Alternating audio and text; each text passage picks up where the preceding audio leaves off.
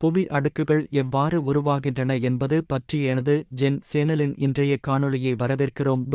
தயவுசெய்து முழு வீடியோவை பார்த்து உங்கள் நண்பர்களையும் வாட்ஸ்அப் ஸ்டேட்டஸையும் பகிரவும். தயவுசெய்து குழுசேர மறக்காதீர்கள் மற்றும் பெல் ஐகானை கிளிக் செய்யவும். இறுதியில் அலுமினியம் நிறைந்த மேலோடு சிலிக்காவின் மெல்லிய அடுக்கை உருவாக்கும் மாக்மா அழைப்பு. பெருங்கடல் மேலோடு அடர்த்தியான பசில்டன் கேப்ரோவால் ஆனது. ஒட்டுமொத்தமாக பூமியின் உள்பகுதியை கோர், மேண்டில் மற்றும் மேலோடு எனப்படும் 3 தனித்தனி அடுக்குகளாகப் பிரிப்பது. வேதியியல் கலவையை அடிப்படையாகக் கொண்டது. பூமியின் உட்புறம் பொதுவாக மேலும் 5 அடுக்குகளாக வேறுபடுத்தப்படுகிறது.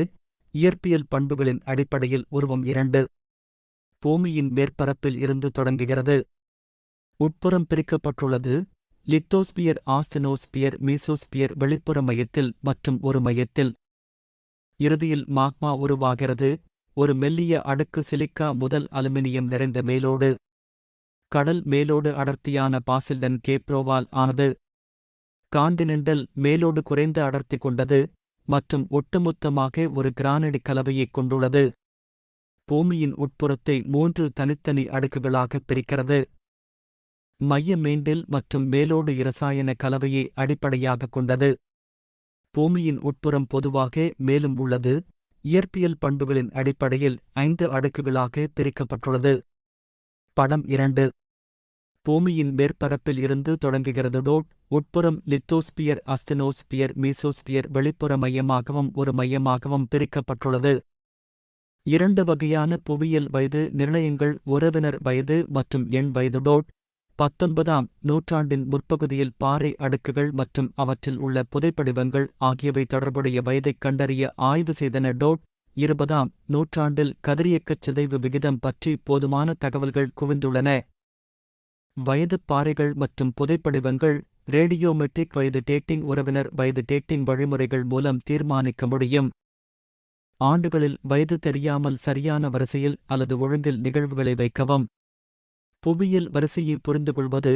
நிகழ்வுகள் அடிப்படைக் கொள்கைகளுக்கு விண்ணப்பிப்பதன் மூலம் செய்யப்படுகிறது. 1. அசல் கிடைமட்ட வண்டல் விதி.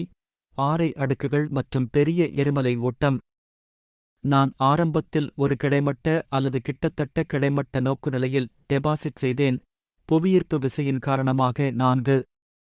எனவே பாறை அடுக்குகள் அடிவானத்தில் சாய்ந்து காணப்பட்டால் பாறைகள் நகர்த்தப்பட்டதாக கொள்ளலாம். அவர்கள் படிவு பிறகு சில மேலோடு தொந்தரவு மூலம் அந்த நிலைக்கு. தடையற்ற வரிசை வண்டல் எரிமலை ஓட்டம்.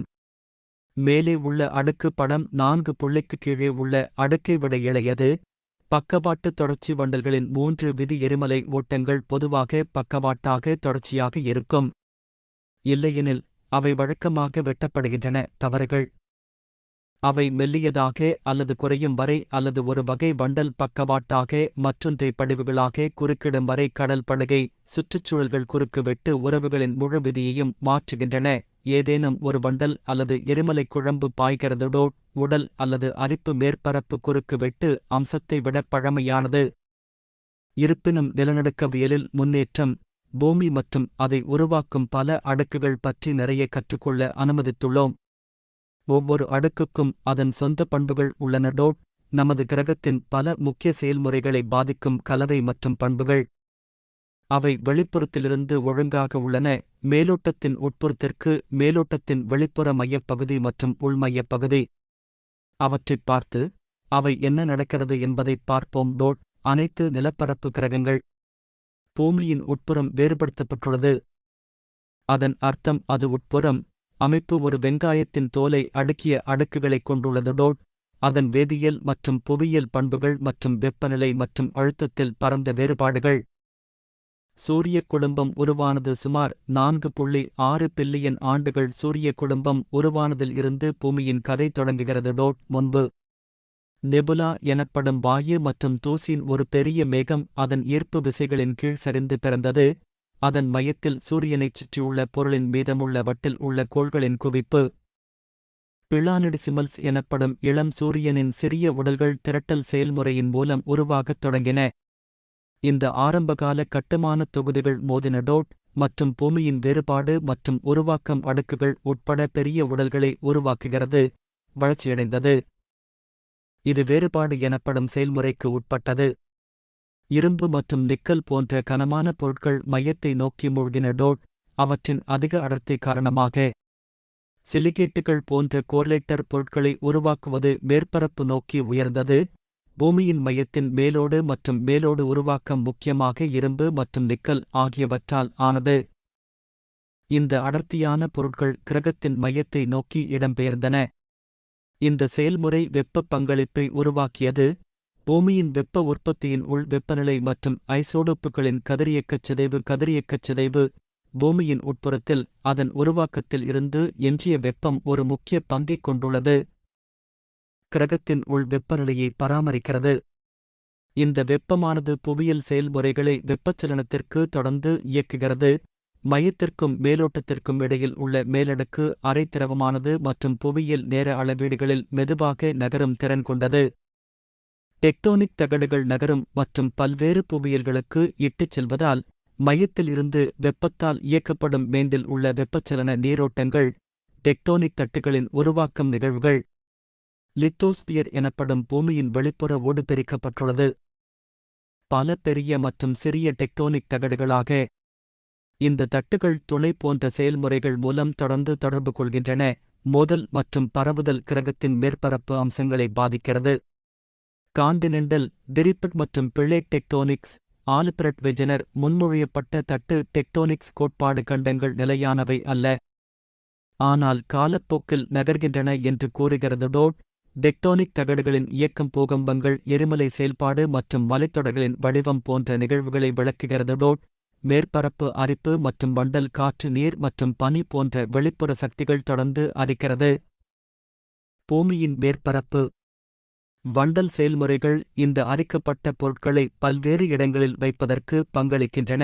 வண்டல் பாறை அடுக்குகள் உருவாக்கம் பூமியின் வளிமண்டலத்தில் காலப்போக்கில் பூமியின் வளிமண்டலத்தின் பரிணாமம், உட்புறத்திலிருந்து வாயு வெளியேற்றம் மற்றும் உயிரினங்களுடனான தொடர்புகள் போன்ற செயல்முறைகள் மூலம் உருவாகின்றன. வளிமண்டலம் கிரகத்தின் காலநிலையை வடிவமைப்பதில் முக்கிய பங்கு வகிக்கிறது மற்றும் இந்த சுருக்கமான கண்ணோட்டம் அடிப்படையை உள்ளடக்கியது. பூமியின் அடுக்குகளை உருவாக்குவதற்கான படிகள்.